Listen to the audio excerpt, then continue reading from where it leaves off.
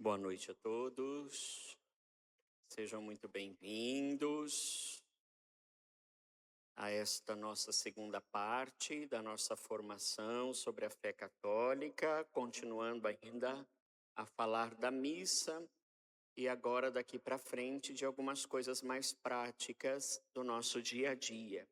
Vamos ficar em pé para a nossa oração inicial. Em nome do Pai, do Filho e do Espírito Santo. Vinde, Espírito Santo, enchei os corações dos vossos fiéis e acendei neles o fogo do vosso amor. Enviai o vosso Espírito, e tudo será criado, e renovareis a face da terra. Oremos. Ó Deus, que instruíste os corações dos vossos fiéis com a luz do Espírito Santo, fazei que apreciemos retamente todas as coisas, segundo o mesmo Espírito, e gozemos sempre da sua consolação. Por Cristo Senhor nosso. Glória ao Pai, ao Filho e ao Espírito Santo. Ave Maria, cheia de graça, o Senhor é convosco. Bendita sois vós entre as mulheres, bendito é o fruto do vosso ventre, Jesus. Santa Maria, Mãe de Deus, rogai por nós, pecadores, agora e na hora de nossa morte. Sede da sabedoria, Santa Edviges. Em nome do Pai, do Filho e do Espírito Santo. Podem sentar-se, por favor? Antes de nós entrarmos diretamente nesta parte, eu vou fazer uma breve recapitulação daquilo que é a Santa Eucaristia, Santa Missa, para que a gente possa relembrar algumas coisas e também, aprofundar outras que talvez tenham passado aí desapercebida.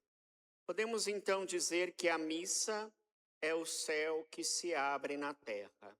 A missa é o encontro entre o céu e a terra. A missa é onde encontram-se as três igrejas, A igreja triunfante, a igreja peregrina e a igreja padecente. Triunfante, céu; peregrina, terra; padecente, purgatório, Então, são as três igrejas que se encontram na Santa Eucaristia. Por quê? Porque nela está Jesus. E aonde está Jesus está a igreja. Toda a igreja, toda a estrutura de fé, Na missa nós não estamos apenas no aqui. Somos inseridos numa realidade maior. A liturgia celeste é aquilo que a gente chama na teologia, de já e ainda não, que nós chamamos de escatom, escatologia. Já, porque nós já experimentamos um pouco do céu aqui na terra, e ainda não, porque não estamos no céu de forma definitiva e para sempre. E também ainda não experimentamos o céu na sua plenitude, em tudo aquilo que o céu é. Nós fazemos uma pequena experiência do céu na terra, porque estamos com Cristo. Então isso na escatologia é chamado de já e ainda não. Escatom, Essa experiência de céu, mas não do céu todo, do céu total, do céu pleno, Então isso é importante a gente ter essa consciência de que estar na celebração é sair fora do mundo, mas não totalmente, fazendo uma experiência do céu. É como se o véu entre o céu e a terra fosse rasgado, Ali, Cristo, o eterno sacerdote, oferece-se ao Pai e nós somos unidos a essa oferta, como sacrifício. Nós estamos aí ainda com a vigília pascal bem fresca na nossa mente, na nossa experiência. Nós poderíamos fazer uma formação profundíssima só sobre a vigília pascal, né? Só sobre a vigília pascal nós já teríamos uma formação muito profunda a respeito dessa experiência de céu e de terra, aliado também àquilo que nós chamamos de vivência do céu e da glória de Jesus aqui na terra. Então vejam que nós dizemos que Cristo se oferece ao Pai e nós estamos unidos a essa oferta. Eu vou pedir para pegar um pouquinho de água para mim. Unidos a essa oferta.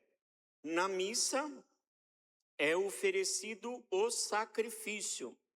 Lembram-se que na cruz foi feito o sacrifício chamado sacrifício cruento, que é o sacrifício aonde estava presente o sangue, o sacrifício de Cristo. Na Eucaristia é o mesmo sacrifício, mas chamado de incruento, não mais com aquela violência, mas é o mesmo sacrifício.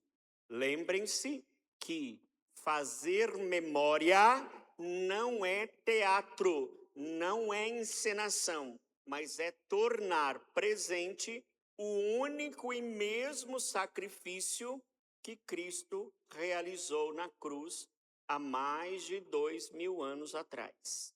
Certo? Estamos lembrados, recordados disso? Quem não esteve na outra formação está vindo nesta primeira. Ok. Nossa, quanta gente. Tá bom.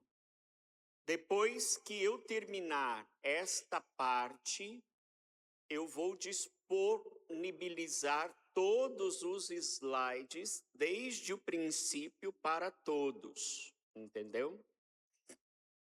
Mas primeiro eu vou concluir toda esta parte. Bom, então vejam, não é só lembrança, é presença real e atual. O tempo de Deus toca o nosso tempo.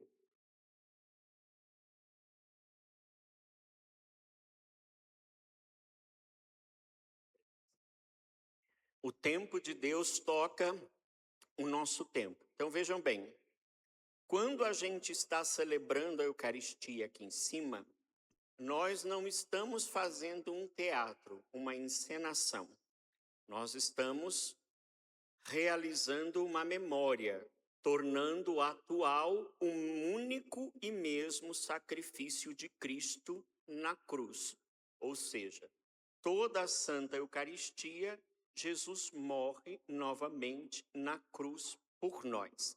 Não é um novo sacrifício, é o mesmo sacrifício. Por quê? Porque o tempo de Deus é diferente do nosso. Lembram-se que quando eu disse na primeira formação que no nosso tempo nós temos passado, presente e futuro. No tempo de Deus nós temos apenas o presente. No tempo de Deus não existe passado e não existe futuro. Deus não foi, Deus não será. Deus está sendo. Deus é. Tanto que o nosso tempo, como nós o chamamos,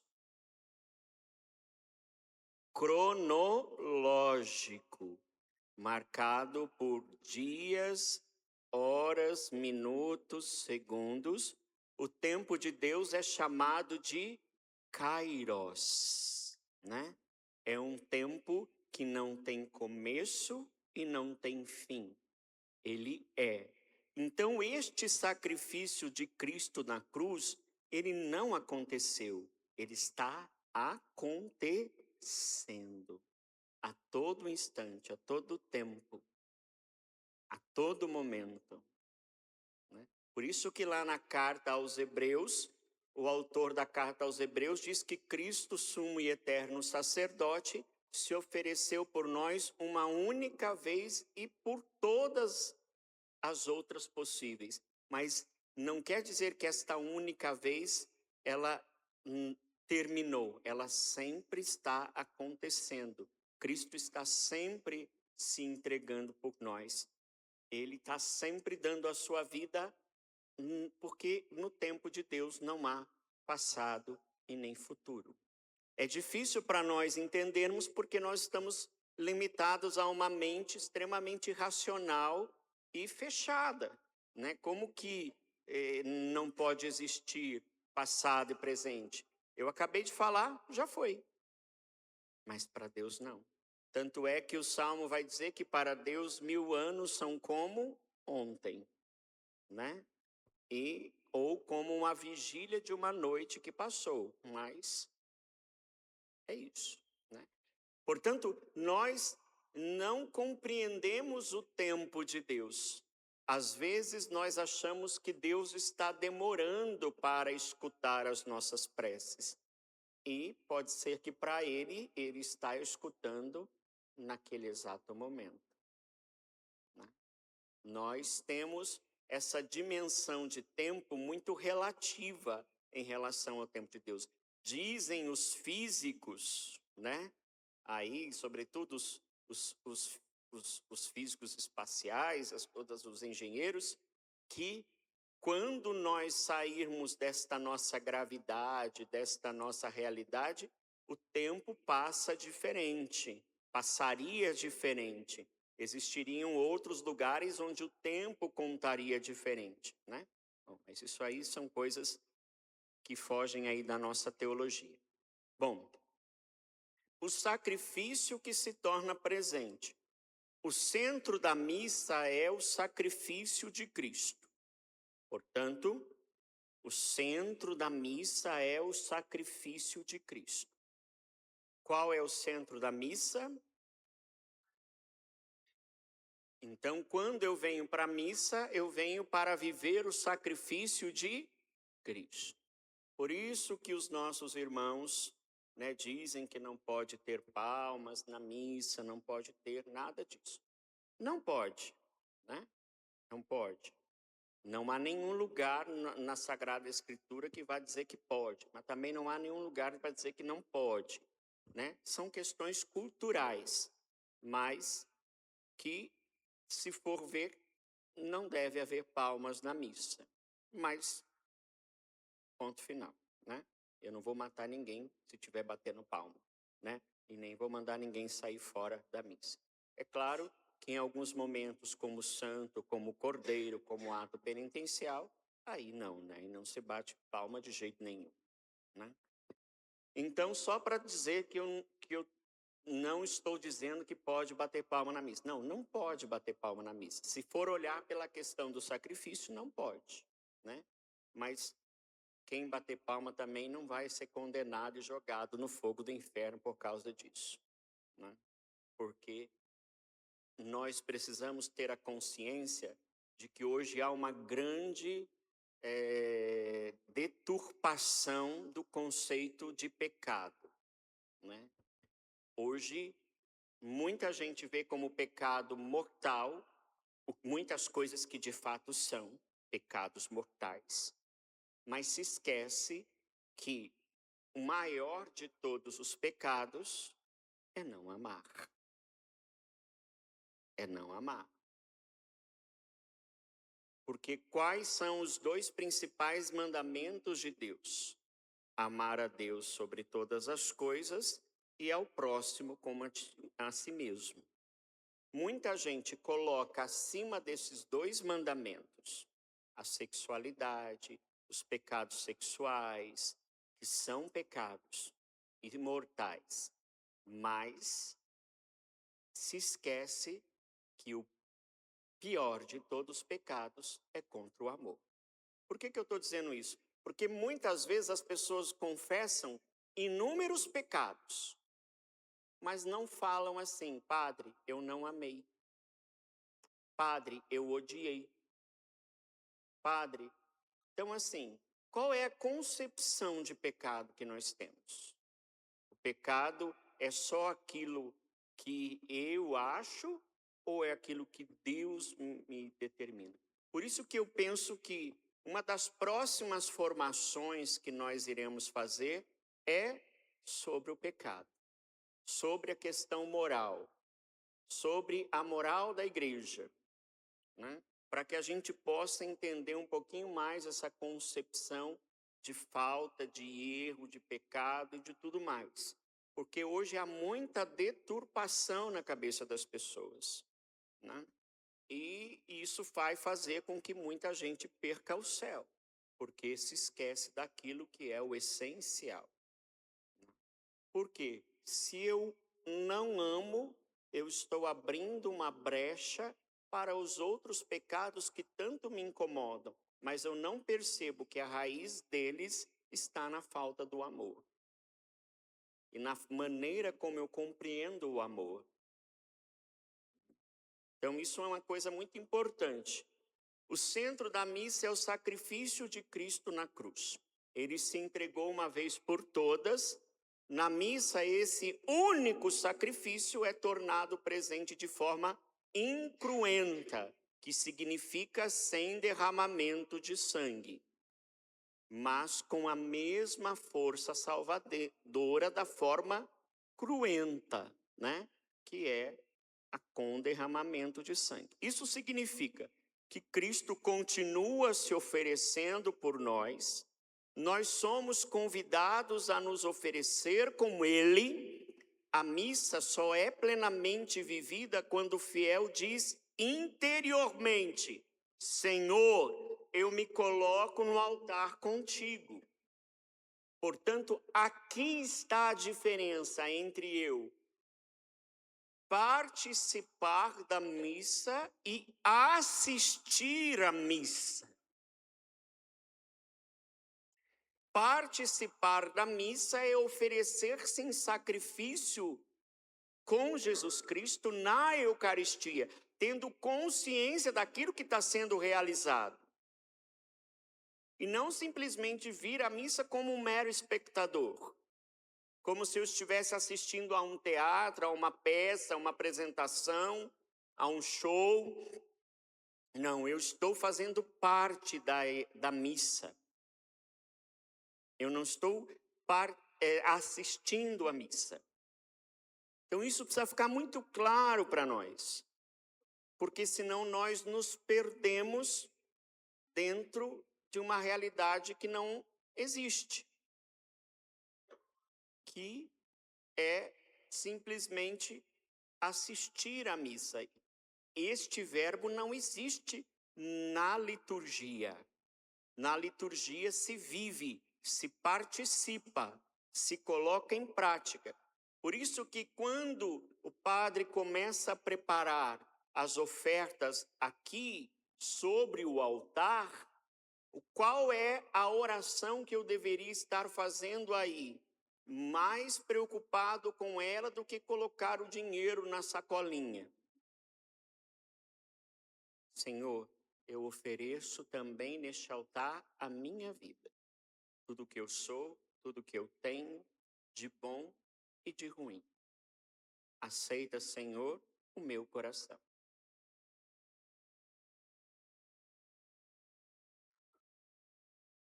Porque a oração que o padre faz é: bendito sejais, Senhor Deus do universo, pelo pão que recebemos de vossa bondade.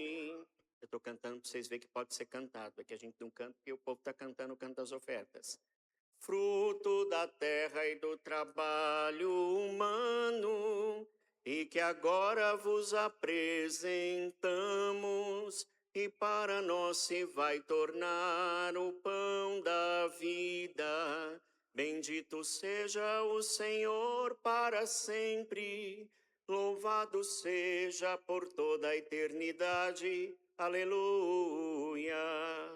Bendito sejais, Senhor Deus do universo, pelo vinho que apresentamos, por vossa bondade, fruto da videira e do trabalho humano, e que agora vos apresentamos, e para nós se vai tornar o vinho da salvação.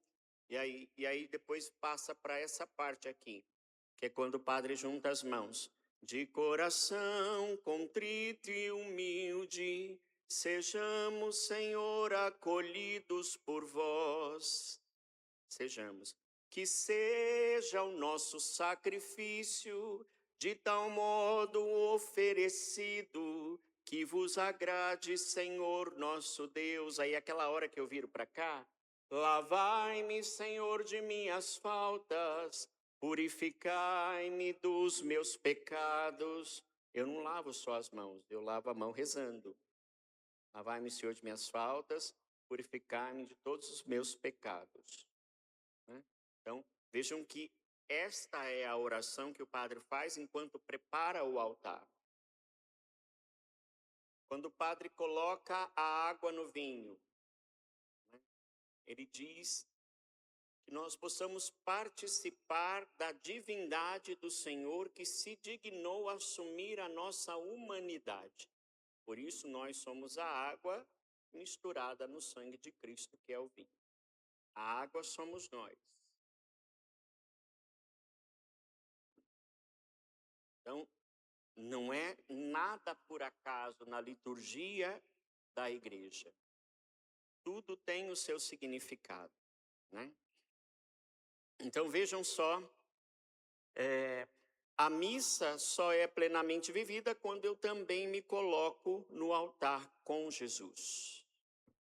Então, a dinâmica da missa, Deus fala e Deus se dá. Então, Deus fala e Deus se entrega. Deus fala e Deus se entrega. Por isso que aqui na mesa da palavra, como eu já disse para vocês aquele dia, não sou eu que leio. Eu me empresto a minha voz para que Deus fale. Quando eu estou aqui proclamando a palavra de Deus, olha a responsabilidade, eu sou boca de Deus. Eu não sou mais o padre Anderson, eu sou boca de Deus. Não sou Deus, mas sou a boca de Deus. Quando eu proclamo uma leitura, eu sou boca de Deus. Quais os maiores problemas dos nossos leitores atuais? Lerem a leitura e não proclamarem a palavra. Qual o maior problema que precisa ser corrigido urgentemente? A leitura rápida da palavra de Deus, como se eu estivesse lendo um jornal ou um livro.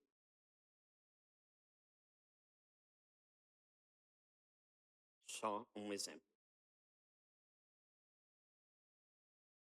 A leitura não pode ser nem muito rápida e nem muito lenta.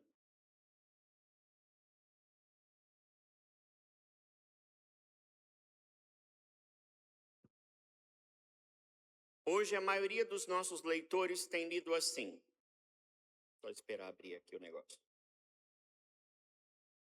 Leitura dos Atos dos Apóstolos. Naqueles dias, logo que foram postos em liberdade, Pedro e João voltaram para junto dos irmãos e contaram tudo o que os sumos sacerdotes e os anciãos haviam dito. Ao ouvirem o relato, todos eles elevaram a voz a Deus, dizendo: Senhor, tu criastes o céu, a terra, o mar e tudo o que neles existe. Por meio do Espírito Santo, disseste através do teu servo Davi, nosso pai, porque se enfureceram as nações e os povos imaginaram coisas vãs?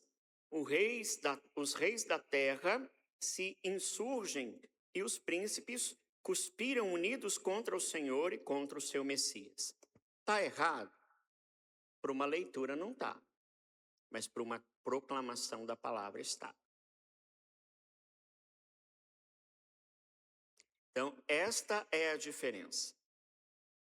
Hoje eu percebo que um dos maiores problemas é ler nesta velocidade, se não mais rápido. Né, Bordãozinho?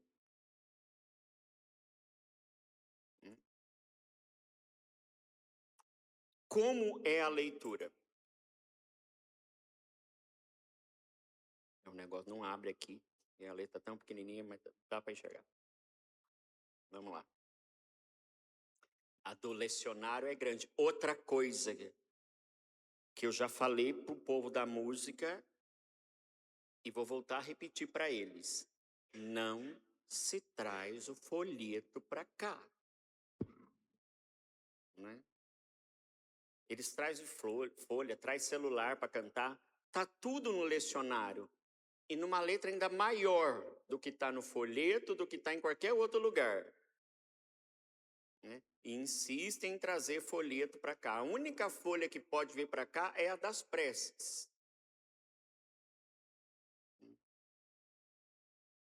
Leitura dos Atos dos Apóstolos. Naqueles dias, logo que foram postos em liberdade, Pedro e João voltaram para junto dos irmãos e contaram tudo o que os sumos sacerdotes e os anciãos haviam dito.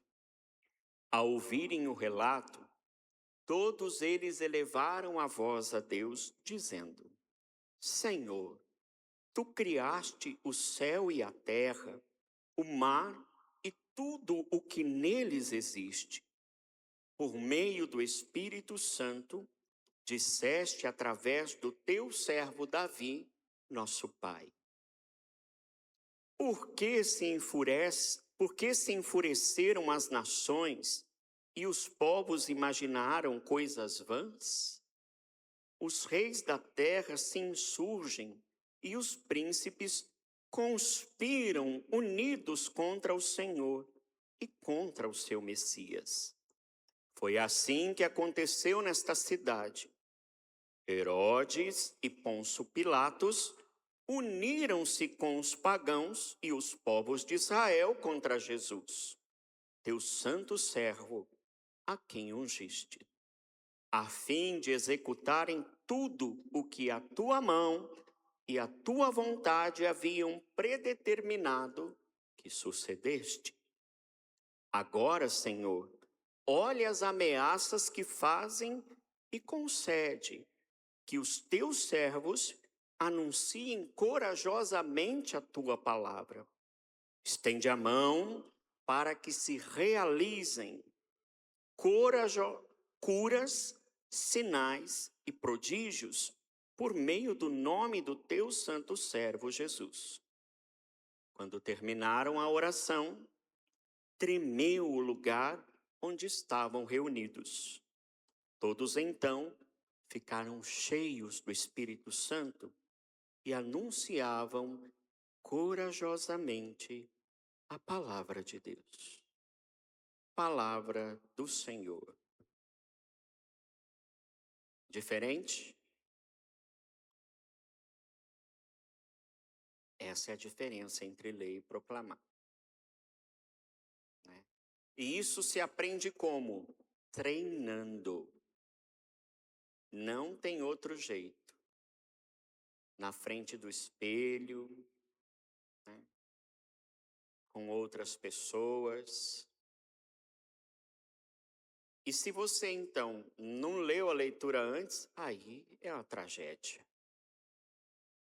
Vocês viram que por causa da letra pequenininha, eu ainda errei várias vezes. Né? Porque o certo é que a gente coloque o dedo e vá seguindo com o dedo. Porque se eu precisar olhar para a assembleia, eu sei aonde eu vou voltar. Porque se eu tiro o dedo, aí eu me perco. Eu fui pôr o dedo no celular e abriu, né, copiar, colar o negócio lá. Aí não deu certo, por isso que eu tirei o dedo lá. Mas entenderam como que é a diferença? E é esta a nossa maior dificuldade hoje dentro da nossa liturgia da palavra. Essa coisa de ficar falando e lendo tudo na mesma altura, na mesma voz, sem alterar a entonação de voz, também cansa muita gente. Porque ainda mais se a leitura for muito grande, a gente não aguenta ficar escutando alguém que lê desse jeito a leitura inteira, porque vai enchendo as nossas paciências e vai dando cansaço na gente. Porque quem lê desse jeito é porque tem medo de ler, e aí não funciona a leitura.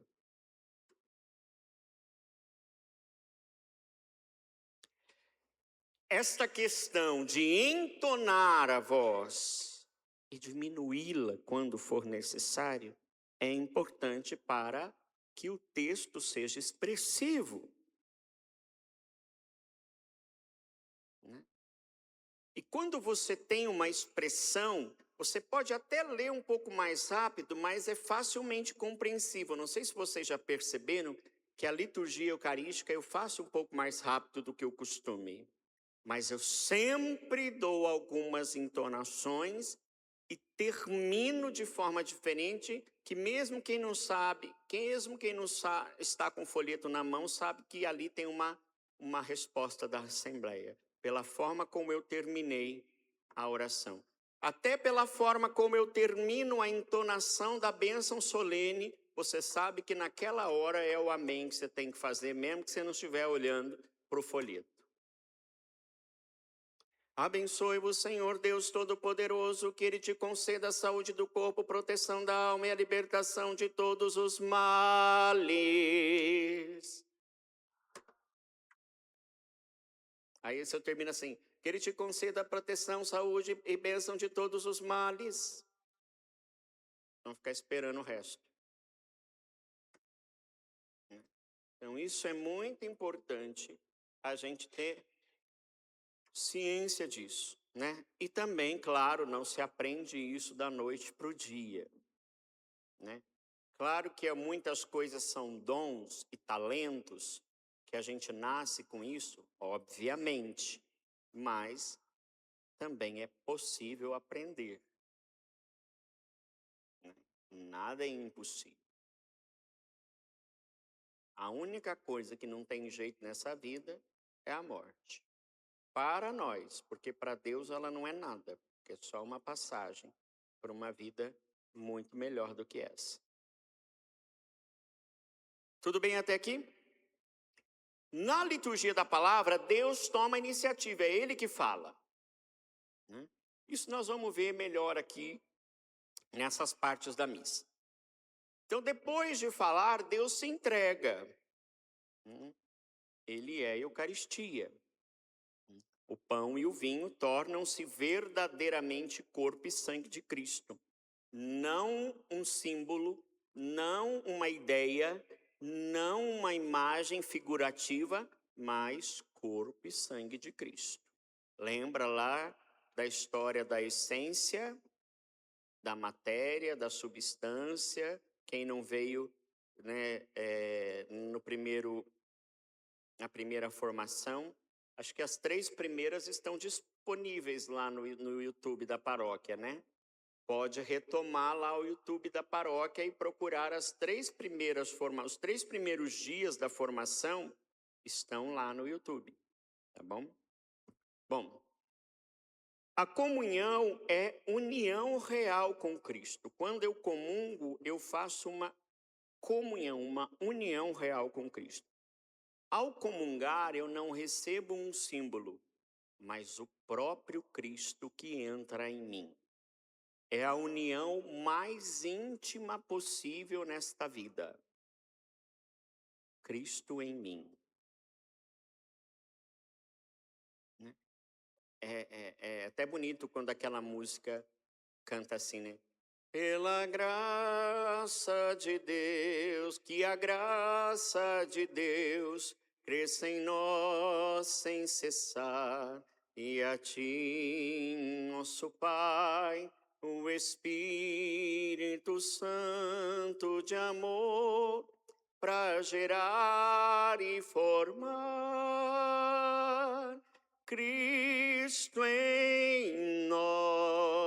é isso. Cristo em nós. Então, como é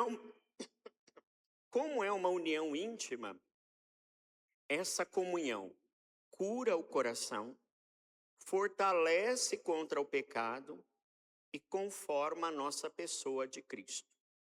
Nos faz parecer mais com Cristo. Por isso que eu sempre vira e mexe, eu digo, olha, quem comunga há muito tempo e não mudou, tem algum problema. Porque com o tempo eu preciso ir me configurando a Cristo. Se eu estou me alimentando de Cristo, eu vou me configurando a Cristo. Se eu me alimento de forma errada, aquilo vai transparecer, aparecer no meu exame de sangue. Porque ele vai ser reflexo daquilo que eu como. Agora, se eu me alimento de Cristo, mas não me configuro a Ele, alguma coisa errada está. Então, a comunhão cura o coração, perdoa os pecados veniais, que são aqueles que cometemos sem intenção de fazê-los, fortalece-nos contra o pecado mortal e nos configura a pessoa de Cristo, para que sejamos, já aqui na terra, outros Cristos. Mas tudo isso exige coerência, que é o grande problema dentro da Igreja Católica hoje. Coerência. Não se trata apenas de receber, mas de se deixar transformar. A missa é como uma escola de vida. Tudo na missa ensina a viver. A palavra nos leva à escuta, o ofertório à oferta, a consagração à entrega, a Eucaristia à comunhão e o final ao serviço. Essa é a vida do cristão: escutar, oferecer. Vamos colocar aqui no lugar de oferecer. Escutar, partilhar, entregar-se, fazer comunhão e servir. Essa é a missa. Percebem por que a missa não pode ser só assistida? Porque nela eu escuto, eu partilho, eu me entrego, eu comungo e eu sou enviado. A missa inteira é uma missão. Cada missa que eu venho, eu escuto, eu me partilho, eu me entrego. É como se eu dissesse para Jesus na hora da Eucaristia, na hora da consagração: receba a minha vida, faça dela o que quiser. Aí eu recebo Cristo, que é a minha força, e sou enviado. Quando o padre diz, ide em paz, ele não está dizendo assim, vai embora, esquece de tudo que você aprendeu aqui, até semana que vem, se você estiver vivo. Não. Ele diz assim, ide em paz e coloque tudo em prática o que nós acabamos de celebrar aqui.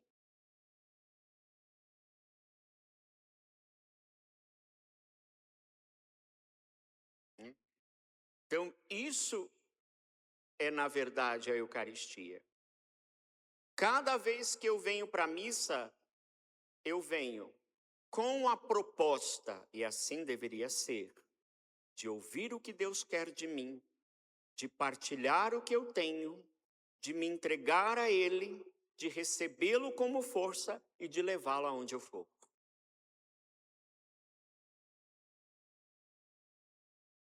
Essa é a missão.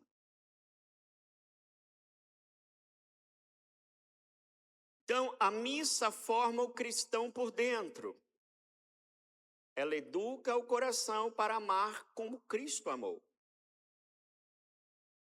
E quando o padre diz, ite missa est, em latim, ou ide em paz e que o Senhor vos acompanhe, ou em italiano, la messa è finita, andate in pace. Ele diz, ide e evangelizai. É aí que a missão começa. Quando a missa termina, a missão começa. Vamos repetir? Quando a missa termina, a missão começa. Isso revela algo essencial. A missa não acaba, ela continua na vida.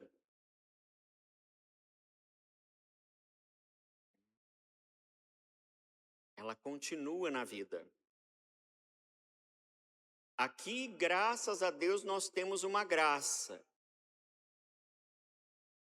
Que ninguém vai embora antes de eu chegar ali no fundo e dizer diante da cruz, bendigamos o Senhor. A não ser um ou outro excomungado que de vez em quando sai ali correndo. E 3 pessoas da minha família que todo sábado comunga e logo vai embora. Nem espera. Mas acho que eles não são muito bem da cabeça.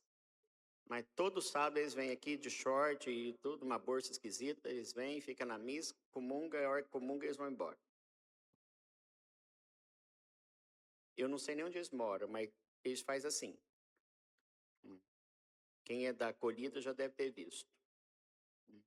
Aí outro dia falaram para mim assim, padre, eles vão embora, o que nós vai fazer? Eu falei, nada, vai, deixa eles ir. Ainda bem que veio, né? Mas, pior se não tivesse vindo. Mas tem lugar que o padre dá a bênção final, já diz assim, o Senhor vos abençoe, se Ele vos alcançar, e amém.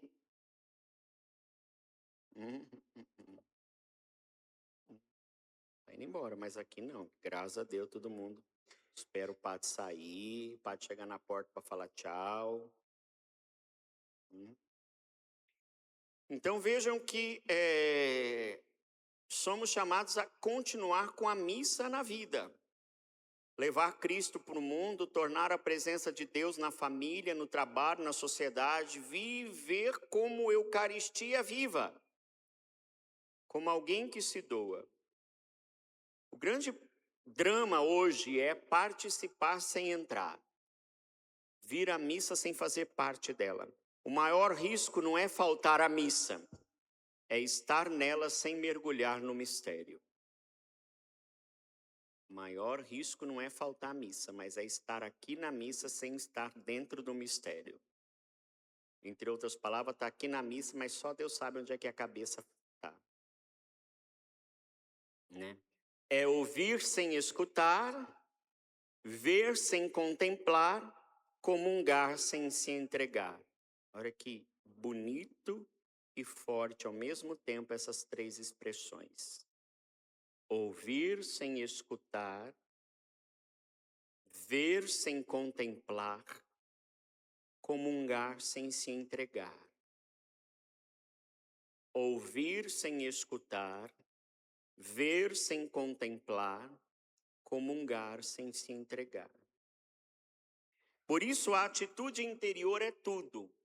Fé, silêncio, entrega, amor. Fé, silêncio, entrega, amor. Então podemos dizer que a missa é o mistério, algo que ultrapassa a nossa razão. Na teologia, mistério não é aquilo que eu não sei, não é aquilo que eu não conheço. Mistério na teologia é aquilo que eu não esgoto. Por mais que eu saiba alguma coisa, eu nunca vou saber tudo. Isso que é mistério na teologia. Para nós, mistério é como se ninguém soubesse. Não, na teologia, mistério é algo que nós sabemos, mas jamais saberemos tudo. Não esgotaremos aquele conhecimento. Nunca chegaremos aqui na terra ao pleno conhecimento daquilo. Isso é mistério na teologia. A missa é sacrifício, Cristo se oferece. A missa é banquete, Deus se dá como alimento. A missa é comunhão, união com Deus e com a igreja. A missa é missão, envio para transformar o mundo. Mistério, sacrifício, banquete, comunhão e missão. Mistério, sacrifício, banquete, comunhão e missão. Na missa, Cristo se oferece por mim, se dá a mim e me envia para viver como Ele. Se oferece por mim, se dá a mim e envia a mim para viver como ele. Se oferece, se entrega e envia. Ele se oferece, se entrega e envia. É esse o trajeto. Oferece, entrega, envia. Lá, aqui e vai. Então, esse é o sentido mais significativo. Tudo bem até aqui? Alguma dúvida, alguma pergunta?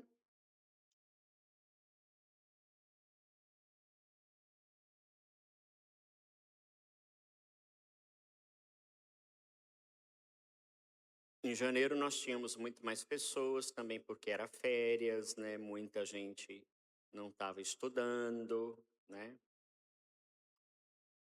Quem sabe a gente programa uma próxima agora para julho, né? Julho. Vamos para cá então?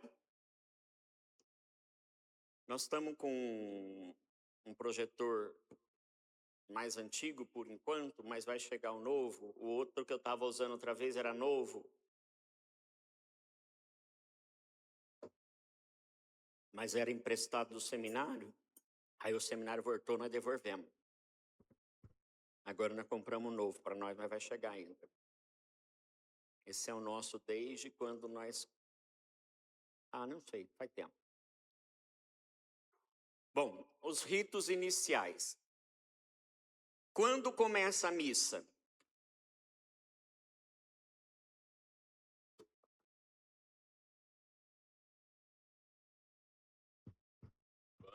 Quando começa a missa?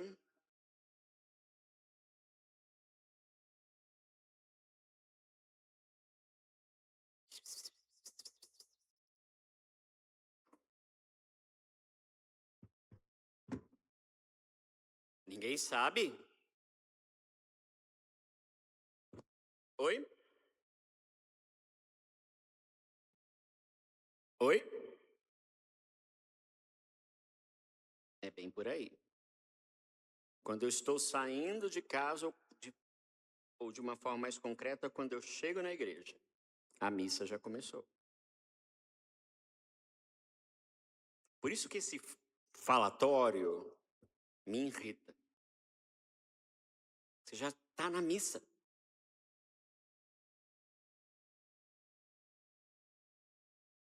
Vocês viram que na vigília pascal deu um pega nos coroinha aqui, né?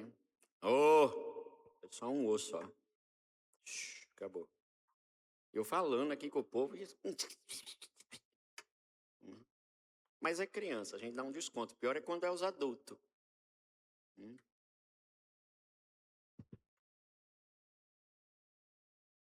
Então a missa começa quando eu chego na igreja. Jesus já está aqui. Eu já estou aqui. Aqui eu estou preparando o meu coração para o sacrifício, para a escuta, para o envio, para a comunhão. Né? A instrução geral ao missão romana, no número 24, diz: os ritos iniciais ou as partes que precedem a liturgia da palavra, isto é, cântico de entrada, saudação, ato penitencial, Senhor tem de piedade de nós aqui, né? O glória e a oração da coleta tem o caráter de exórdio, ou introdução e preparação. Estes ritos têm por finalidade fazer com que os fiéis, reunindo-se em assembleia, constituam uma comunhão e se disponham para ouvir atentamente a palavra de Deus e celebrar dignamente a Eucaristia. Então, essa é a primeira coisa. É uma introdução. Coloca a gente dentro da celebração.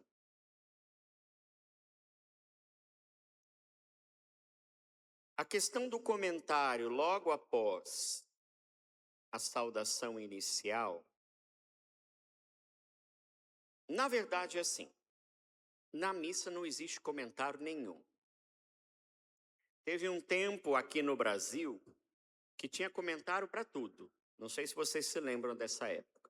Tinha comentário antes de começar a missa, tinha comentário antes da leitura, tinha comentário antes da segunda leitura, tinha comentário antes do evangelho, tinha comentário antes do ofertório, tinha comentário antes da comunhão. Era um monte de comentário. Comentário. Bom, aí foram tirando os comentários. Foi crescendo a consciência, foram tirando os comentários. Tiraram de comunhão, tiraram de ofertório, tiraram do evangelho, deixaram só um antes das leituras e o de entrada. Aí, com o tempo, caiu fora os da leitura também. Vai embora, né?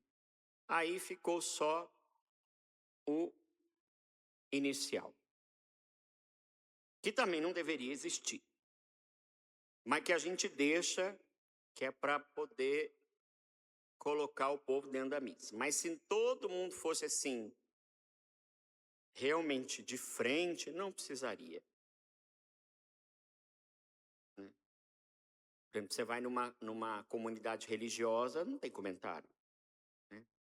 O máximo que vai ter é alguém assim, fiquemos em pé para iniciar a celebração, ou no máximo já vai começar o canto e o povo já vai saber que é para ficar em pé para receber o celebrante. O presidente da celebração. Né? Então, assim, não haveria necessidade de comentário se fosse todo mundo catequizado de acordo, né? Ou vivesse a palavra. Mas a gente ainda mantém um pequeno comentário de entrada. Se estiverem com muito frio, eu peço para desligar esse climatizador aqui. Tá frio? Desliga lá para mim, Borges. Só apertar 2 vezes. Agora nós estamos entrando naquela época em que a gente não sabe se... Isso aí, obrigado. A gente não sabe se sai de blusa ou sai sem blusa. Né? No fim tem que sair e levar blusa. Hoje em dia tem que sair e levar blusa, guarda-chuva, né? E um remédio ainda para dor de cabeça por causa do vento que vai bater na cara da gente e tampar o nariz. Né? Vamos lá. Tudo bem até aqui? Então, se fôssemos ver, apesar da introdução geral do missal romano permitir que a gente faça o comentário depois da saudação inicial, em nome do Pai, do Filho e do Espírito Santo, ele poderia ser feito logo no início, antes do canto de entrada. Mas qual o problema? Ninguém presta atenção. Mesmo depois do sinal da cruz, já quase ninguém presta atenção. Agora, antes da missa começar, então, ninguém presta atenção. Quando lê as intenções aqui, só presta atenção quem deu o nome da pessoa amada que já faleceu. Que fica escutando para ver se vai falar o nome da pessoa dela. O resto, não, você pergunta assim, nome de quem que falou? Falou o quê? Ali, na intenção. Mas falou? Eu, por exemplo, tenho me limitado ao mínimo de aviso no final da missa. Porque eu só passo raiva.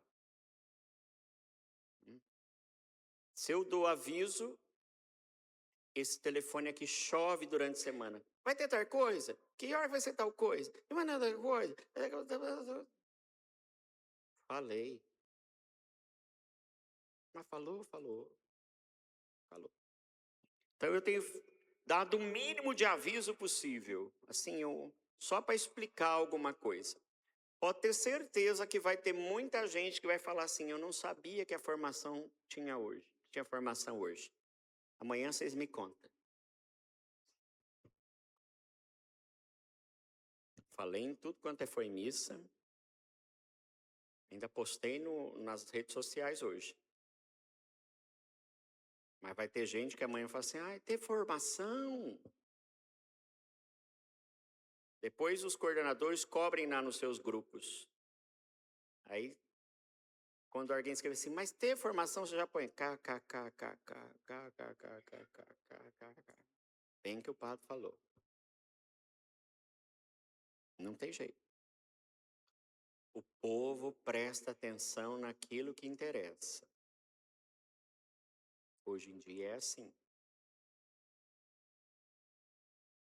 Se eu falar aqui, eu vou contar uma coisa para vocês, mas vocês não podem contar para ninguém.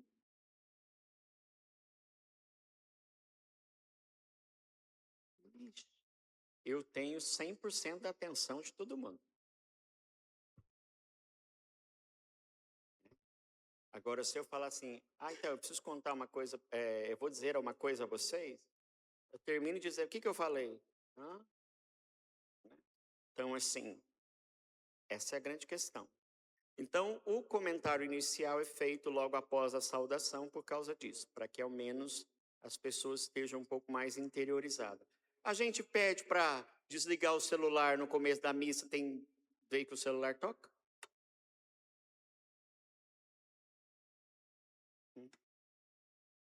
Com menos frequência agora, graças a Deus. Mas mesmo pedindo, tem dia que ainda escapa. Que o diga a vigília pascal. Não é? O celular tocou ali no fundo, a luz tudo apagada. Já fiquei sabendo. Eu estava lá fora acendendo fogo, mas já fiquei sabendo. Até a música que tocou.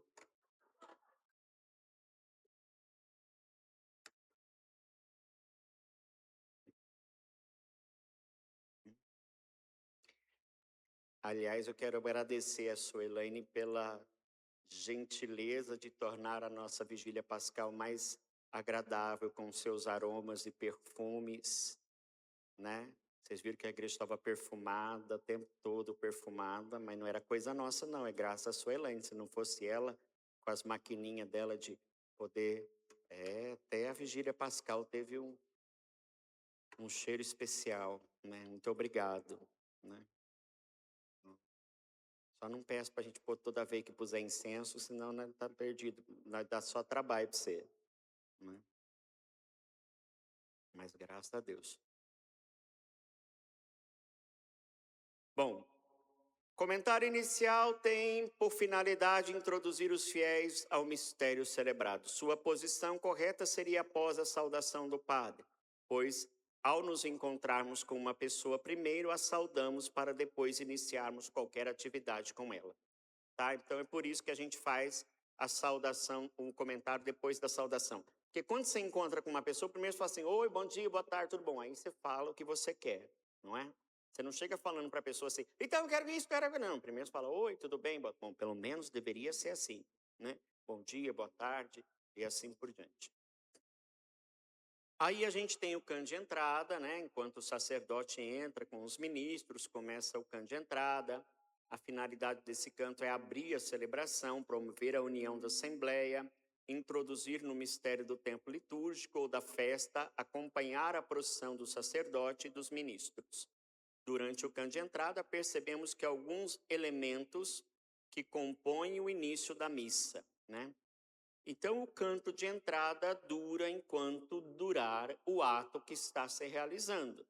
O padre beijou o altar, chegou à cátedra, posicionou-se, acabou o canto de entrada. Por quê? Porque acabou a entrada. O canto de entrada é para a entrada. Acabou a entrada, acabou o canto de entrada, né? Mas ainda tem 3 estrofes, nós vamos terminar, porque já que nós ensaiamos, nós não vamos perder viagem, né? Não. Acabou o ato, acabou o canto. Assim como quando o padre termina de preparar a mesa do ofertório, acabou o canto da oferta. Quando termina a comunhão, acabou o canto de comunhão. Então, por quê? Porque o canto foi feito para aquilo. E aqui está a diferença entre o canto litúrgico, que é o canto da missa, e os outros cantos todos que nós temos. Por isso que não se pode, por exemplo, cantar as músicas do Frei Gilson na missa inteira.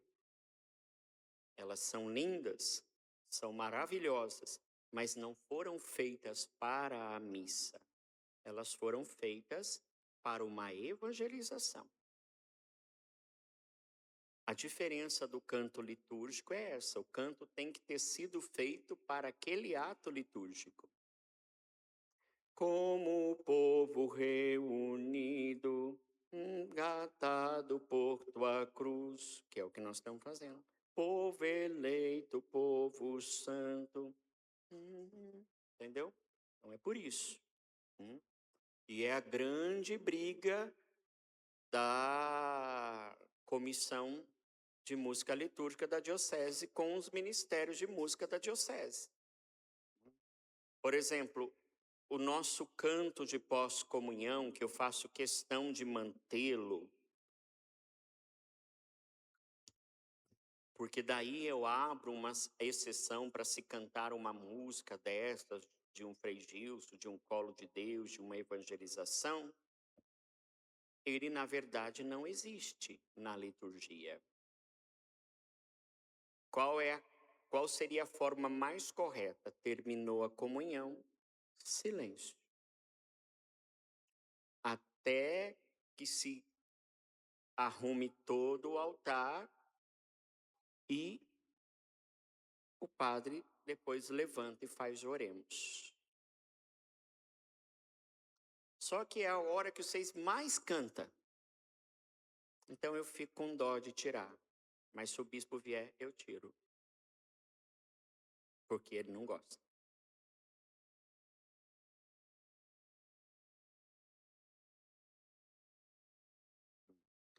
Então, assim, vocês têm que saber o que é o certo. O certo é não ter. O missal até fala de um canto de louvor, que seria um salmo, se for conveniente. Mas eu gosto. Eu sou músico. Vocês cantam. Nós estamos agora cantando uma música do Focolares, que é um movimento da igreja. Eu gosto muito das músicas dos Focolares, dos Focolarinos. Por isso vocês veem sempre músicas dos Focolares na missa. Músicas até que vocês nem sabem que são dos Focolares, mas são. Maria,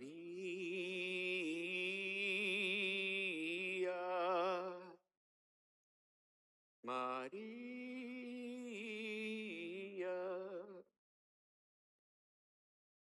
e outros tantos.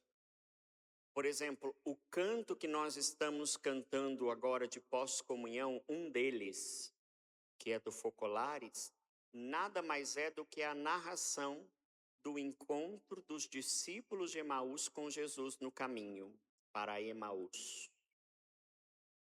Lembra, nós vamos ver esse evangelho no final de semana. Quando os dois discípulos estão caminhando cabisbaixos porque Jesus havia morrido na cruz, tristes porque achavam que tinha acabado tudo, Cristo começa a caminhar com eles, eles não percebem que era Jesus, vão caminhando, Jesus vai conversando, eles vão sentindo o coração arder e quando chegam em Emaús, eles viram para Jesus e dizem, fica mais um pouco, não vai embora não, né? Tá tão bom, fica conosco, né? E aí Jesus fica e quando parte o pão, né? Aí eles abrem os olhos e veem que é Jesus. É o que nós cantamos. Se tu vais agora, anoitecerá. Se tu vais embora, Senhor, o que será? Se tu vais agora, anoitecerá, mas se permanece a noite não virá. Que noite? As trevas, o medo, a dor, nada mais vai vir se o Senhor fica conosco. Né? É sobre isso essa música, que não deixa de estar relacionada com a Páscoa, mesmo sendo um canto de pós-comunhão, que na verdade não existe. Mas ele leva e remete ao mistério celebrado. Ou o outro canto de pós-comunhão, que alguns... Minha missão é seguir o bom pastor, quarto domingo do tempo da Páscoa, domingo do Bom Pastor. Né? Então, mas isso eu tenho facilidade para fazer, porque é a minha área, eu sou o chefe do negócio todo. Né? Infelizmente, não é toda igreja que tem essa oportunidade. Não sei se eu já falei para vocês, mas quem faz o folheto de canto sou eu. Né? Eu até de vez em quando ouço uma solicitação ou outra, mas quem decide sou eu. Né? Não, só aqui na paróquia. Eu só mando aqui. Né?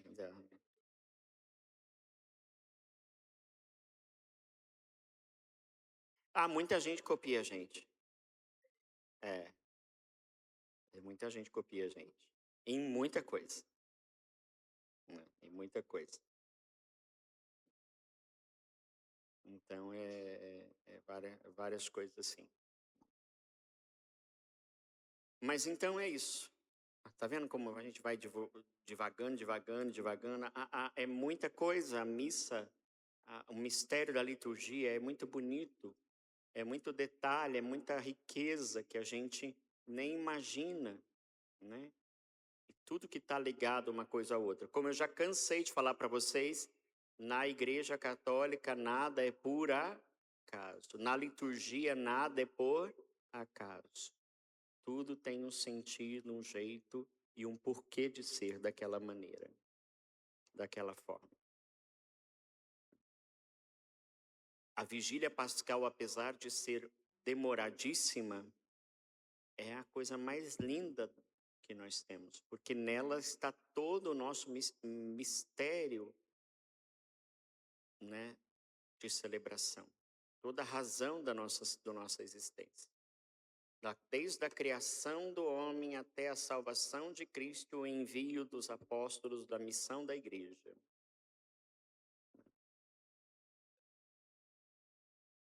Essa passagem, né, das trevas para a luz, da morte para a vida, desta vida para a eternidade. Tudo isso está representado na vigília pascal. Por isso que a igreja começa na penumbra, depois vai iluminando, depois quando Jesus ressuscita, acendem-se todas as luzes.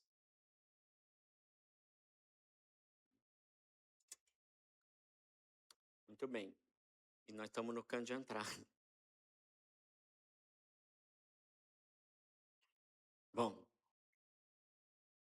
O canto. Durante a missa, todas as músicas fazem parte de cada momento. Através da música, participamos da missa cantando. A música não é simplesmente acompanhamento ou trilha musical da celebração.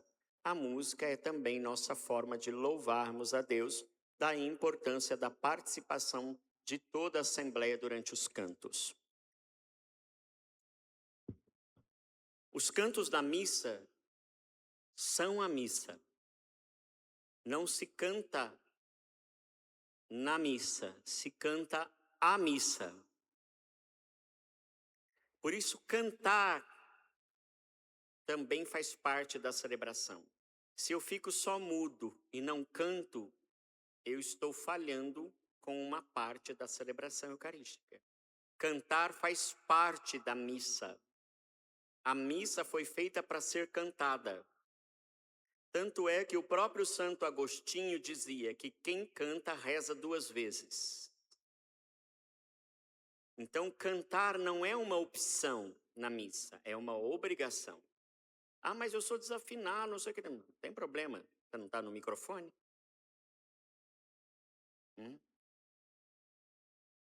Então, cantar é parte da missa, não é um adendo, não é um enfeite. E a voz tem primazia sobre os instrumentos.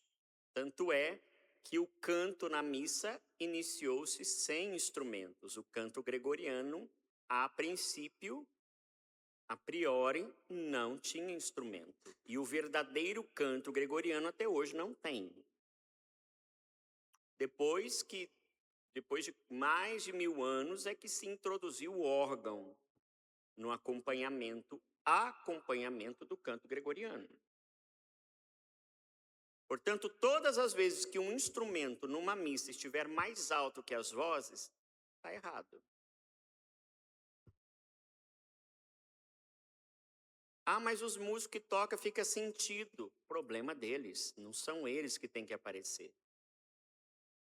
Eles estão aqui só para servir ao Senhor. Se quiser aparecer, vai tocar numa banda, vai fazer solo, vai numa orquestra.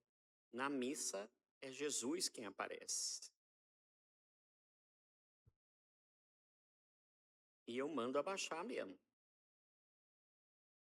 Né, André? Passe violão, falei para o Ponte aí. Está muito alto. Não era para o André, não. Era para outra pessoa. Por quê? Porque a voz cantada é oração. Então é ela que tem que aparecer. A música é oração. Então é muito importante isso. E é por causa disso que eu falo que eu gosto do canto de pós-comunhão, porque lá vocês cantam. Vocês veem que eu falo para eles assim, agora só vocês. E aí quando eles continuam cantando, eu só faço assim. Nariz afado. Eu falei só o povo.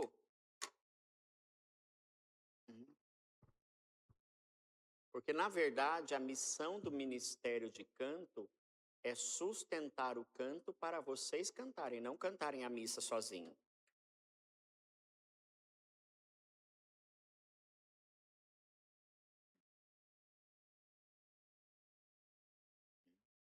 Então, o canto faz parte da liturgia. Ele não é um adendo, não é um enfeite, não é.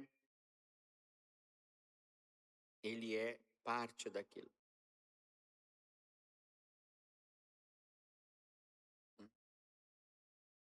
Bom, a procissão de entrada chama-se procissão de entrada. Todas as vezes que o comentarista vier fazer o comentário, ele não diz assim, fiquemos em pé para receber o celebrante, fiquemos em pé para receber o padre, fiquemos em pé para dar início à Santa Missa, fiquemos em pé para começar a missa. Não, ele diz, fiquemos em pé para receber a procissão de entrada. E aí na procissão estão os coroinhas, os leitores, os ministros e o padre. Então fiquemos em pé para receber a procissão de entrada. Ou então só fiquemos em pé para dar início à Santa Missa. Bom. Aí tem aquele, não aqui graças a Deus que isso já é passado nosso.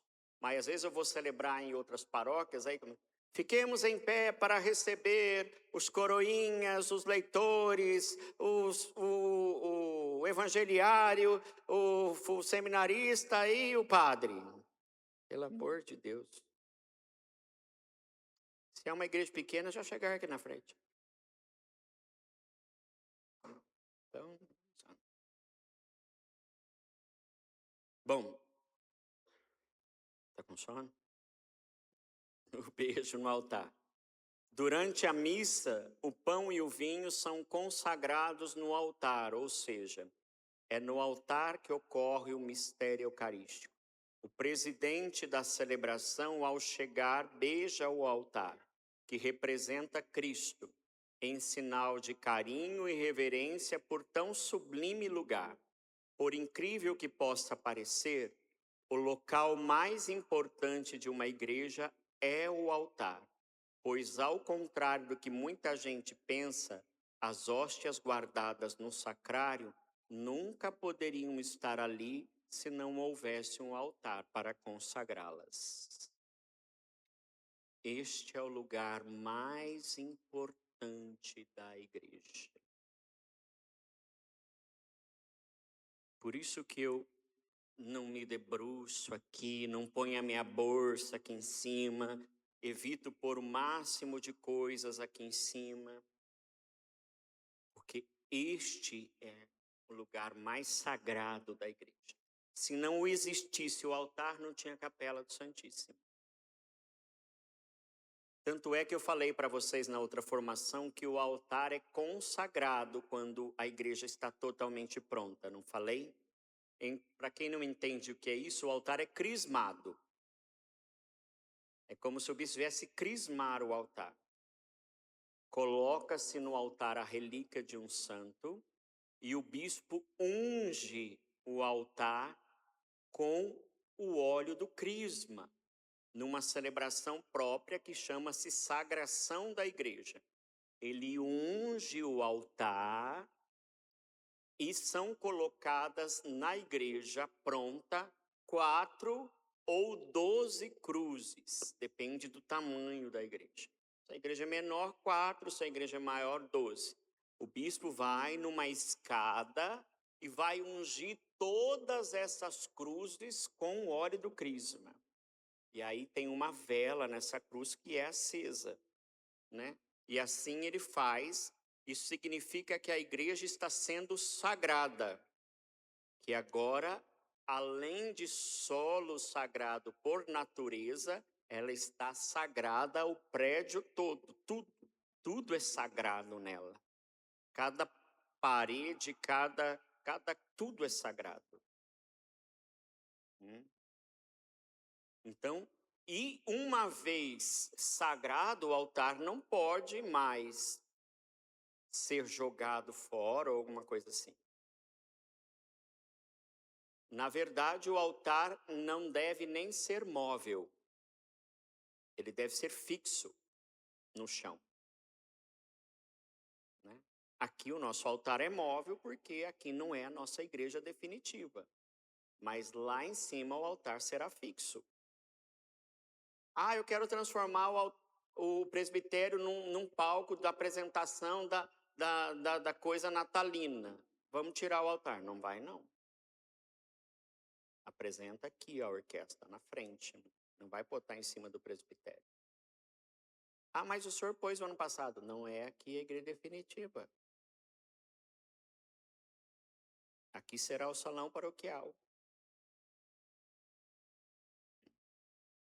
Não é este o nosso altar definitivo. Nosso altar definitivo será de pedra. Então, tudo isso é importante. Tudo bem até aqui? Alguma dúvida?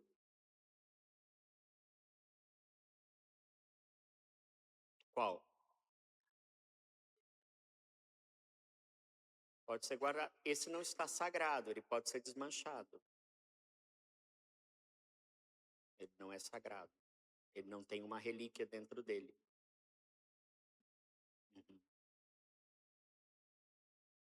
E tanto a mesa da palavra, quanto o altar, quanto a pia batismal, que geralmente também fica mais ou menos perto, devem ser feitos do mesmo material e com a mesma arte.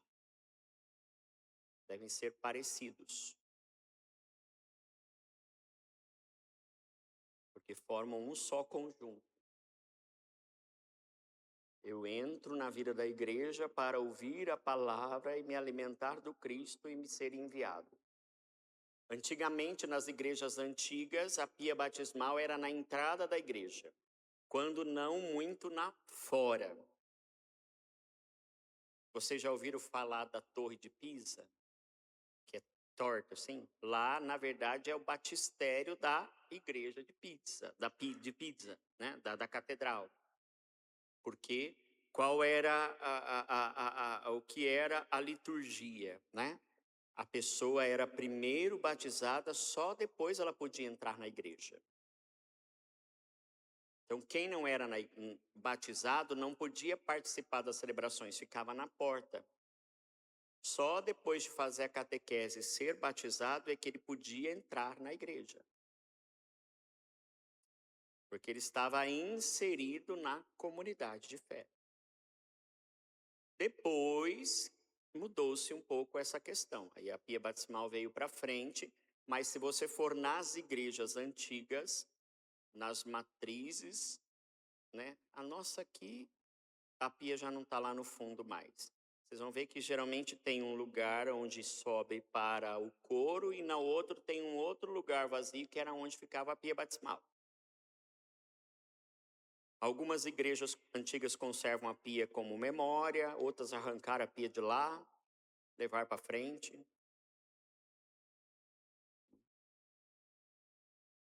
E alguns artistas novos,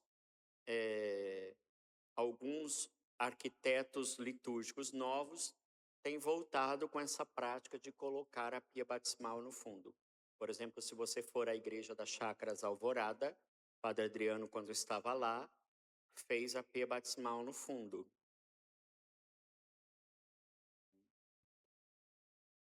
Então, tem essa prática. Não é que é proibido, não caiu um pouco no desuso, mas não é proibido. Na verdade, seria o local ideal, né? Mas por questões práticas, quer dizer, se tem 50 pessoas para batizar, como é que eu vou virar todo mundo lá para o fundo para poder batizar a criança?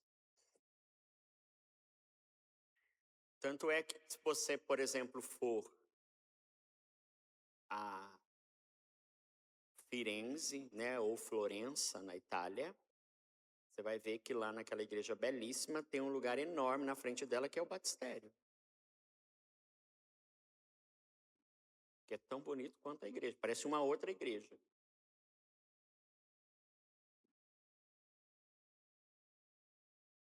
Tudo bem? Nós estamos no beijo do altar. Alguma pergunta?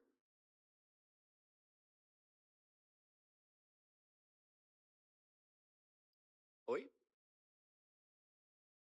Isso. Poderia. Mas geralmente eles batizavam o bebê na primeira semana de vida.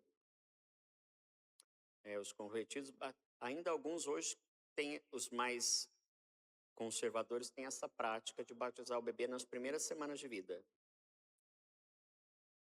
Ainda tem, quando não muito bebê era batizado logo que nascia, ainda mais se ele se corria risco de vida. Uhum. Porque não sei se vocês sabem, pois não.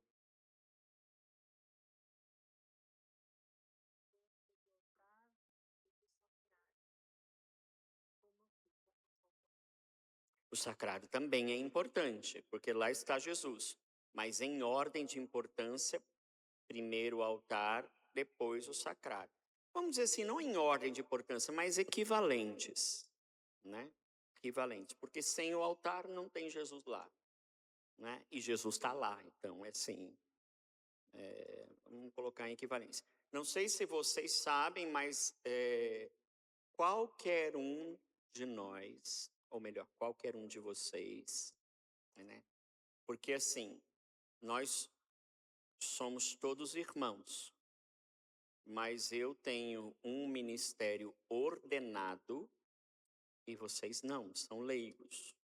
Isso não quer dizer que eu sou maior ou menor, mas há essa diferença, né? Leigo e clero, né? Ordenado e não ordenado. Mas qualquer cristão em perigo de morte pode batizar uma pessoa. Qualquer um.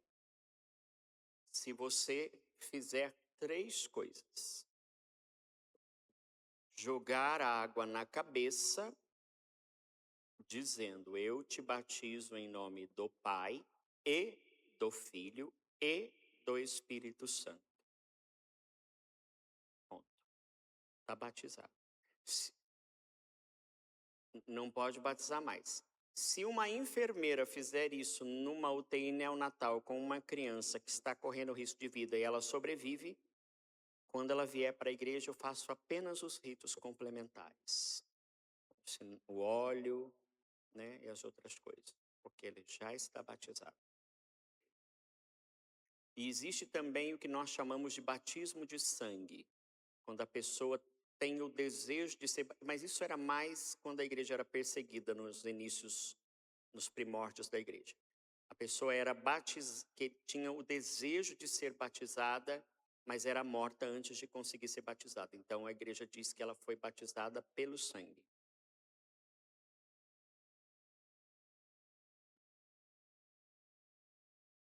Então qualquer pessoa pode batizar. Por exemplo, eu já fiz vários batismos na UTI neonatal e não precisa ser uma concha de água não, né? Porque, por exemplo, eu tenho um bebê na incubadora, eu não vou jogar uma concha de água na cabeça do bebê.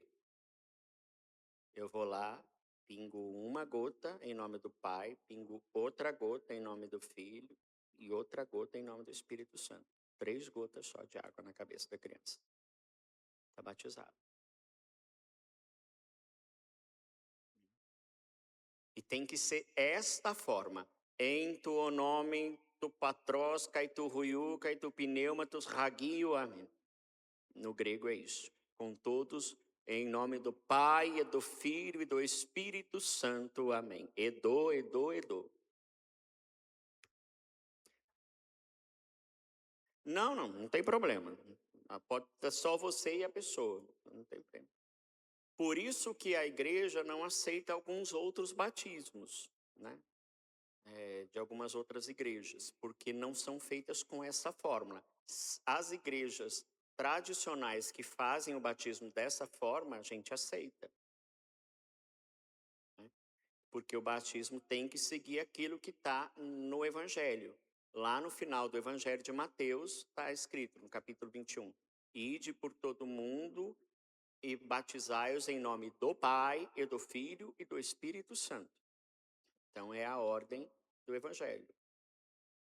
Por exemplo, eu não posso dizer assim, eu te batizo em nome de Jesus. Não posso. E jogo água na cabeça.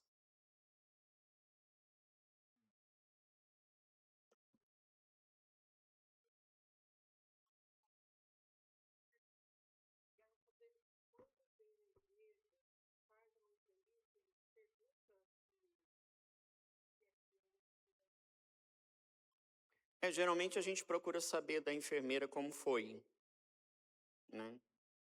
O batismo. Se houver dúvida, a gente pode fazer o batismo sob condição, que a teologia, a doutrina nos permite. O que é o batismo sob condição? Por exemplo, quando você chega aqui na igreja, você não sabe, não tem certeza se você foi batizado, seus pais já morreram. Isso acontece muito quando a pessoa vai casar. Seus pais já morreram, não tem uma foto, não tem um padrinho, você não viu nada, não tem certeza, não achou nenhum documento. A gente faz um batismo sob condição. O que é isso? Quando eu vou batizar a pessoa, eu digo assim: se não és, fulano, por exemplo, Pedro, se não és batizado, eu te batizo em nome do Pai, do Filho e do Espírito Santo. Isso se chama batismo sob condição. Por exemplo, se chega uma criança aqui e eu não consigo ter certeza se a pessoa que a batizou na neonatal fez a fórmula correta. Então eu faço um batizado sob condição. Eu vou batizá-la, mas antes de dizer eu te batizo, eu tenho que dizer esta fórmula. Se não és batizada, eu te batizo. Porque se ela for, não tem validade nenhuma aquilo que eu estou fazendo. Mas ela já é batizada. Isso chama-se batismo sob condição.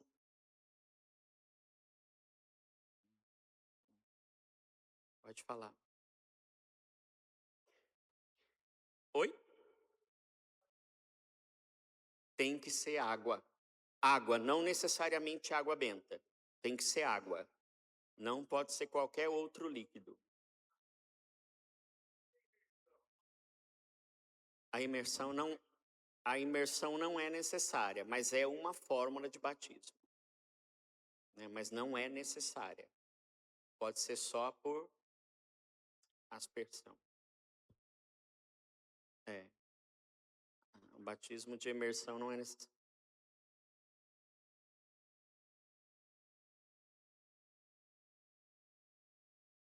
A pia batismal é no chão, tanto na São José Operário como na São Judas Tadeu, mas aquilo tem um significado, né?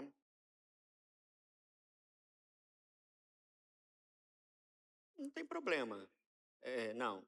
O significado da pia batismal, na verdade, quando ela está no chão, é o seguinte: ela tem 7 degraus. Então você desce por um lado e sobe por outro. Tudo isso é teologia, na verdade. Nos 7 degraus, né? Nos 7 degraus que você desce, estão escritos 7 pecados capitais. E nos 7 degraus que você sobe, depois de ter sido batizado, estão os 7 dons do Espírito Santo. Então, você desce e morre para os pecados e sobe, depois de batizado, para o Espírito. É esse o significado daquela pia batismal no chão. É só essa a diferença.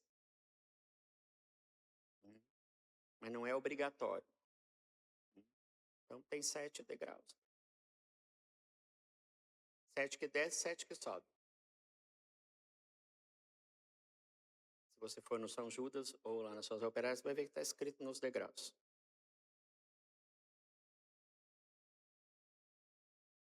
E não tem problema pisar em cima, porque não tem água benta, não tem nada sagrado ali. A pia ela fica sagrada quando você realiza o batismo. É um lugar de respeito, claro, mas assim, não tem problema nenhum. O povo morre de medo de pisar em cima do vidro, todo mundo dá a volta.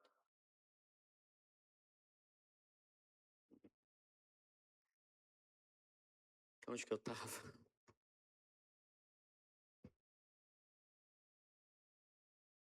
Eu estou no beijo do altar ainda, mas eu acho que eu ia falar uma outra coisa.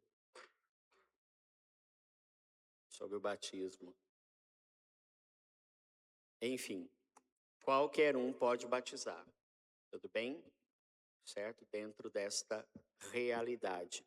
Então, quando uma criança vem para cá, já foi batizada e sobreviveu, então aqui a gente registra ela no livro, porque todo batizado tem que ter um registro, registra ela e faz os ritos complementares. A unção com óleo dos catecúmenos, a unção com óleo do crisma, né, a veste branca, a entrega da vela, da luz, né, e assim, as promessas batismais e assim por diante. Certo? Tudo bem. Bom, agora nós vamos para a saudação inicial. Eu vou terminar daqui a pouquinho, para não ficar forçando a minha lombar há muito tempo, porque eu não estou muito bom da lombar, né? Acho que alguns estão sabendo aí que eu estou com um probleminha. Mas hoje amanheceu melhor, já estou tomando remédio, já fui fazer a primeira sessão de fisioterapia hoje. Então, só para não... E quanto mais tempo de pé eu fico, mais dói, né? Dói, assim, muito tempo sentado ou muito tempo de pé, né? Então, sempre é complicadinho. É uma herniazinha que está aqui, mas está tudo bem, nada de mal. Né?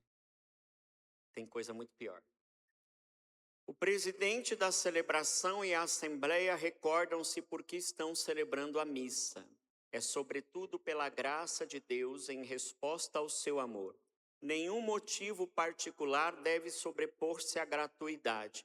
Pelo sinal da cruz, nos lembramos de que pela cruz de Cristo nos aproximamos da Santíssima Trindade.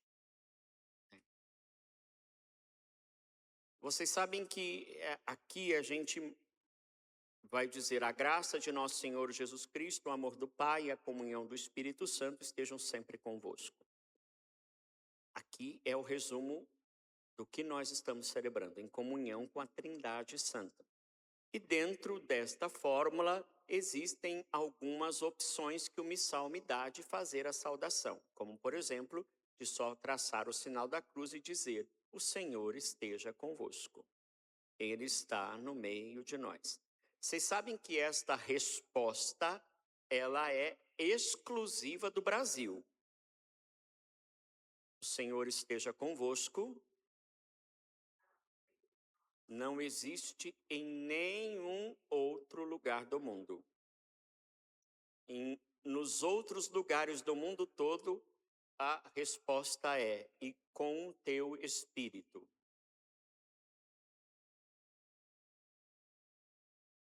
O Senhor esteja convosco e com o teu espírito.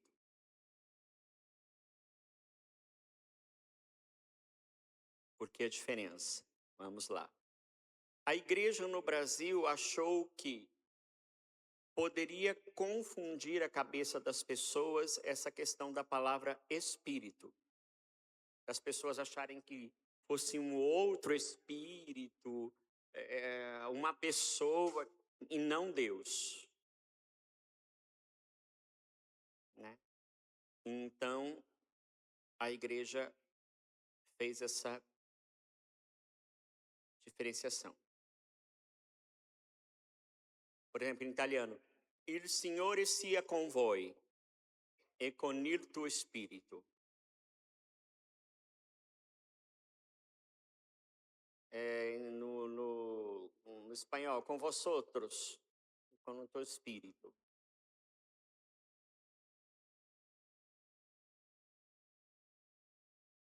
Com o teu espírito também.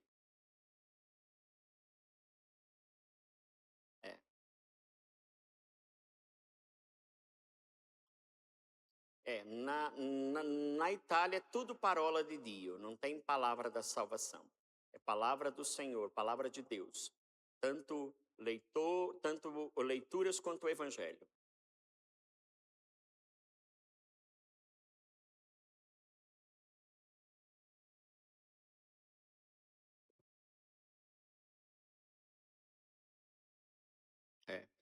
E também, assim como no Brasil, é o único lugar que as orações eucarísticas têm resposta. Em nenhum outro lugar do mundo se responde às orações eucarísticas. Só no Brasil que permitem o povo fazer uma resposta na oração eucarística. Tanto é que se eu quiser rezar a oração eucarística inteira, sem deixar vocês responderem, eu posso.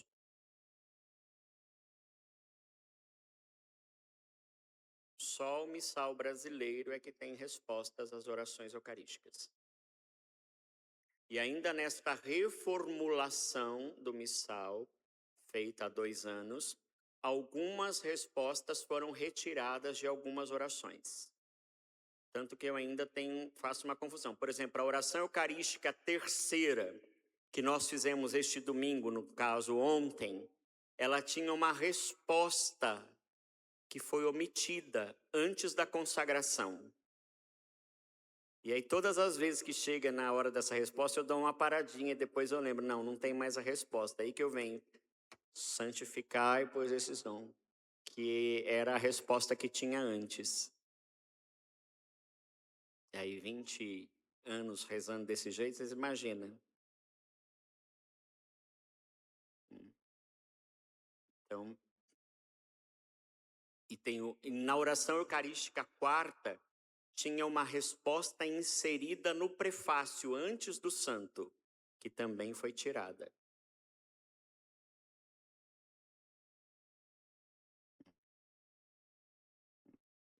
Certo?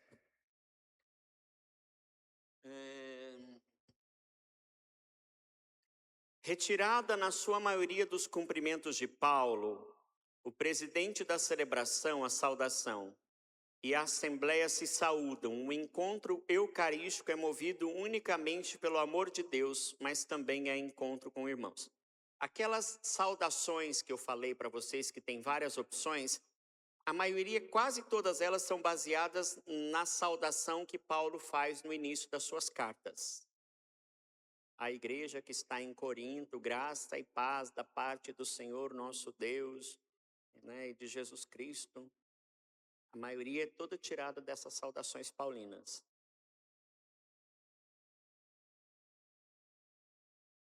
A mais interessante e a maior delas é aquela que fala da bênção da aspersão do seu sangue, que vocês tudo ficam olhando para mim com uma cara esquisita, que nunca tinha... a gente faz pouco essa. Pega o missal para mim, por favor, Bordião. Eu não lembro ela inteira porque a gente faz pouco, mas eu vou reproduzir aqui para vocês. Eu sempre vejo que todo mundo fica meio perdido nessa saudação inicial. Às vezes o folheto traz ela. E ela é grande mesmo, até para nós. Eu não consigo decorar ela. Porque a gente faz pouco.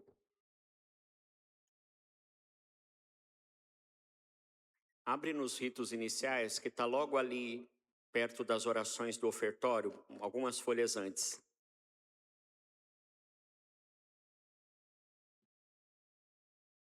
Não sei se vocês perceberam que de um tempo para cá eu andei mudando também as orações logo depois do ofertório, para mim aprender as novas, que eu ficava só no oremos, orar, irmãos e irmãs, para que o meu e o vosso sacrifício, essa aqui é de praxe.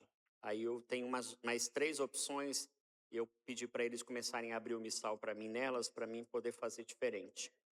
Pode deixar, por favor. Aí diz assim, olha: irmãos eleitos segundo a presciência de Deus Pai, pela santificação do Espírito, para obedecer a Jesus Cristo e participar da bênção da aspersão do seu sangue, graça e paz vos sejam concedidas abundantemente. Aí todo mundo fica olhando para mim e eu disse: bendito seja Deus que nos reuniu no amor. Aí eu tenho que ajudar vocês. Bendito seja Deus que nos reuniu no amor de Cristo. Essa é a maior que tem. Aí a outra diz, as opções são essas, né? A graça de nosso Senhor Jesus Cristo, o amor do Pai e a comunhão do Espírito Santo estejam convosco, é a mais comum. A graça e a paz de Deus, nosso Pai, de Jesus Cristo, nosso Senhor, estejam convosco, a segunda mais comum. O Senhor que encaminha os nossos corações para o amor de Deus e a constância de Cristo esteja convosco. O Deus da esperança que nos cumula de toda alegria e paz em nossa fé pela ação do Espírito Santo esteja convosco.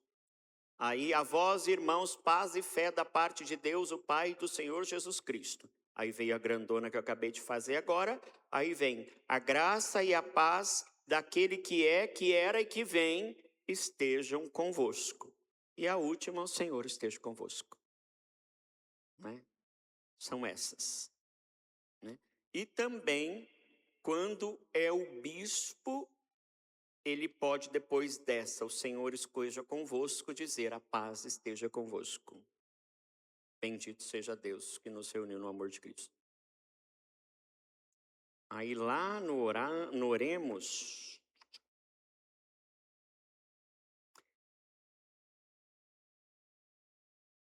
não sei se vocês sabem, mas quando o padre termina de ler o evangelho, que eu vou beijar o evangelho, eu rezo em silêncio. Pelas palavras do santo evangelho sejam perdoados os nossos pecados. Tem que fazer essa oração também. Beijo, pelas palavras do santo evangelho sejam perdoados os nossos pecados. Essa é a fórmula nova, né? A fórmula antiga que eu já decorei, quase sempre eu repito ela, porque eu não lembro da nova, né? O Senhor, pelas palavras do santo evangelho, o Senhor perdoe todos os nossos pecados. Né? Aí, quando a gente chega lá no ofertório, a gente tem as seguintes opções. Orar, irmãos e irmãs, para que o meu e vosso sacrifício seja aceito por Deus Pai Todo-Poderoso. Aí eu pedi para os meninos abrirem as novas não, as outras para mim não aprendê-las. Orar, irmãos e irmãs, para que esta nossa família reunida em nome de Cristo possa oferecer um sacrifício que seja aceito por Deus Pai Todo-Poderoso. Essa é a segunda opção.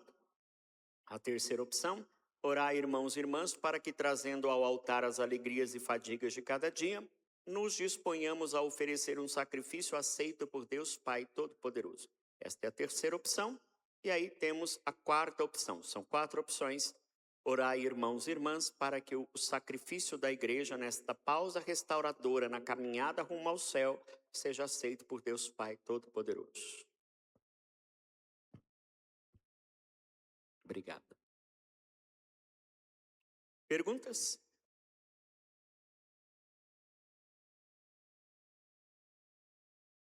Se mudar essa oração, às vezes o povo fica perdido, mas tem que ir justamente mudando para o povo aprender, né? Bom, o ato penitencial. Opa, mexi aqui.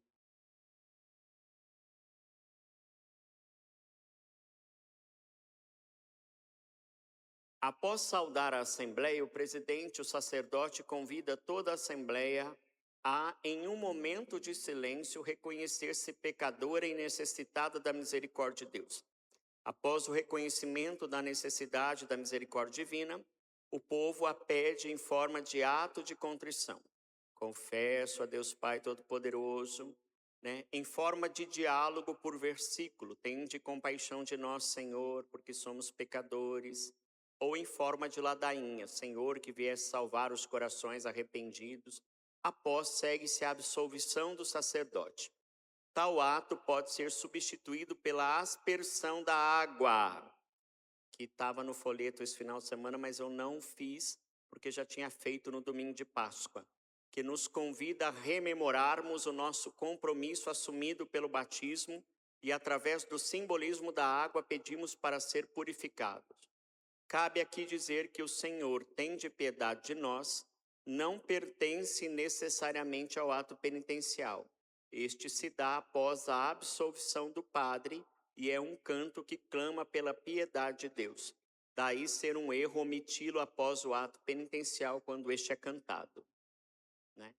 Quando esta invocação não está inserida no próprio ato penitencial, Senhor, tem de piedade de nós, ela precisa ser feita. Por exemplo, quando a gente reza, confesso a Deus Pai Todo-Poderoso e a vós, irmãos e irmãs, que pequei muitas vezes.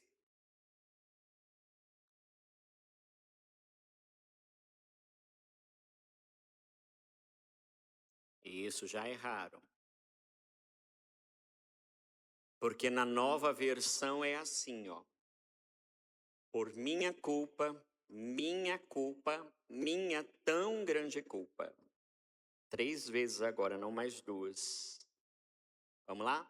Confesso a Deus Todo-Poderoso e a vós, irmãos e irmãs, que pequei muitas vezes por pensamentos e palavras,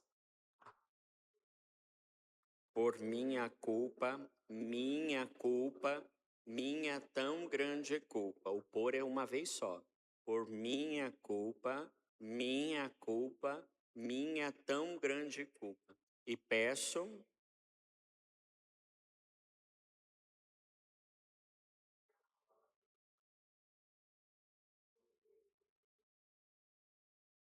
Aí o padre faz: Deus Todo-Poderoso, tenha compaixão de nós, perdoe os nossos pecados e nos conduz à vida eterna. Aí eu sou obrigado a fazer, porque no meio desta oração que nós fizemos não estava escrito ou colocado: Senhor, tende piedade de nós. Cristo, tende piedade de nós. Senhor, tende piedade de nós. Quando isso já vem inserido dentro do canto, aí não precisa. Entenderam? Mas é obrigatório. Como eu posso simplesmente dizer a vocês, no instante de silêncio, peçamos perdão de nossos pecados. Senhor, tende piedade de nós. Cristo, tende piedade de nós. Senhor, tende piedade de nós. Deus Todo-Poderoso, tenha compaixão de nós, perdoe os nossos pecados e nos conduz à vida eterna. Está feito o ato penitencial. O mais importante são essas 3 invocações. E há invocações próprias para cada tempo litúrgico. Por exemplo, não sei se vocês perceberam no folheto de canto deste tempo passado, está Senhor, nossa paz. Isso é só, essa invocação só pode ser feita no tempo pascal. No tempo comum aí, Senhor, que viestes para salvar os corações arrependidos.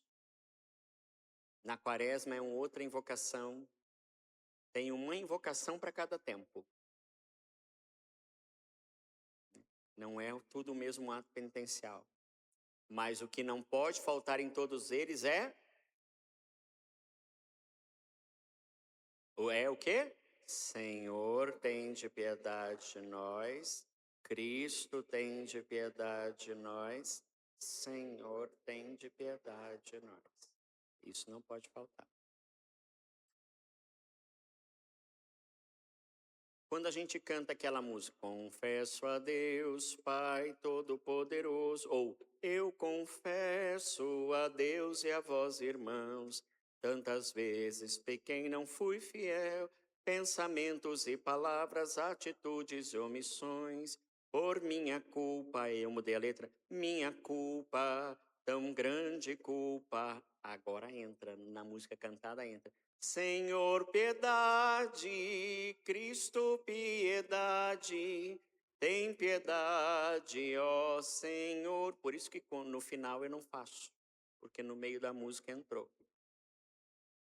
Entendeu? Isso. Senhor, Cristo e Senhor. Tem que ter essas três formas.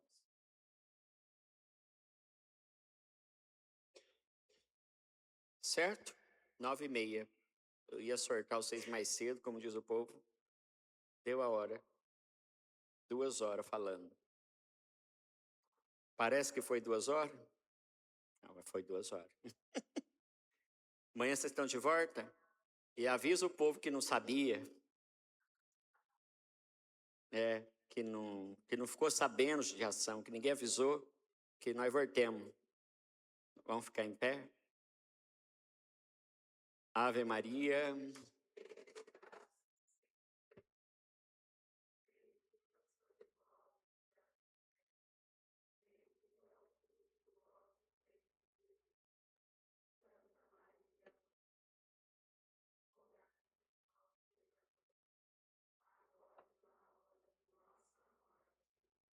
O Senhor esteja convosco. A bênção de Deus Todo-Poderoso, Pai, Filho e Espírito Santo. Muito obrigado, até amanhã. Ide em paz e que o Senhor vos acompanhe.